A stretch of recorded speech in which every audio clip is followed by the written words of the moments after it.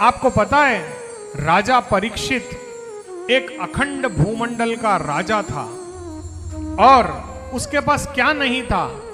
धन, दौलत, ऐश्वर्य, सुख, समृद्धि।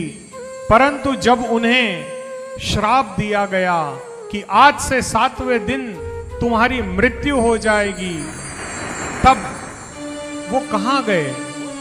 उन्होंने अपना राज्यपाट सब कुछ अपने पुत्र जन्मेजय को दे दिया और स्वयं संन्यास लेकर के नैमिषारण्य क्षेत्र में गए। नैमिषारण्य में जाने के बाद वहां पे सनकादिक आदि 88,000 ऋषि उस नैमिषारण्य क्षेत्र में थे और वहां जाकर राजा परीक्षित ने पूछा कि हे गुरुजनों, वो कौन सा मार्ग है जिसको करने से व्यक्ति को मोक्ष प्राप्त हो सकता है और उसके समस्त पापों का नाश हो सकता है, उसके प्रारब्ध को वो नाश कर सके, ऐसा कौन सा मार्ग है? अब आप बताइए, क्या राजा परीक्षित ने योग अभ्यास किया?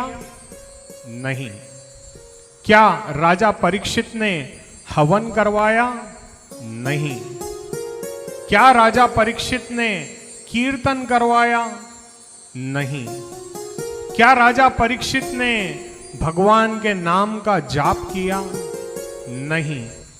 तो फिर कैसे उन्हें मोक्ष प्राप्त हुआ? उन्हें ये मोक्ष प्राप्त हुआ श्रीमद् भागवत महापुराण से। श्रीमद् भागवत महापुराण से। देखिए, इसीलिए आज भी जहां कहीं भी मोक्ष की बात आती है, सद्गति की बात आती है, पितरों को मोक्ष की हम कराना यदि चाहते हैं तो हम क्या कराते हैं? हम श्रीमद् भागवत का पारायण करवाते हैं।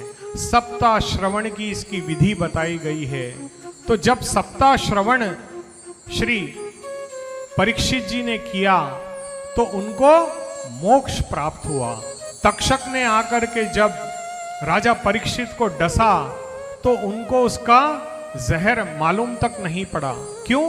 क्योंकि वो भक्ति के रस में डूब चुके थे। केवल उनके शरीर का नाश तक्षक के विष ने किया था, परंतु उनकी आत्मा को कोई कष्ट नहीं हुआ। वो चाहते तो बड़ी बड़ी दक्षिणाओं वाले यज्ञ कर सकते थे, वो चाहते तो योग अभ्यास कर सकते थे, वो चाहते तो कीर्तन कर सकते थे, परंतु हमारे सनकादिक आदि ऋषियों ने उनको क्या सजेशन दिया? उनको कहा कि आप श्रीमद् भागवत कथा का श्रवण कीजिए।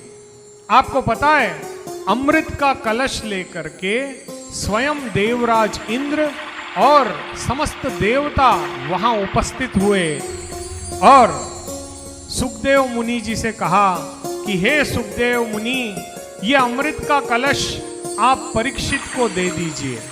ये अमृत से भरा हुआ कलश आप परीक्षित को दे दीजिए, जिसके पीने से तक्षक इन्हें मृत्यु नहीं दे पाएगा। क्योंकि जब व्यक्ति अमृत का पान कर ले तो उस व्यक्ति की मृत्यु नहीं हो सकती।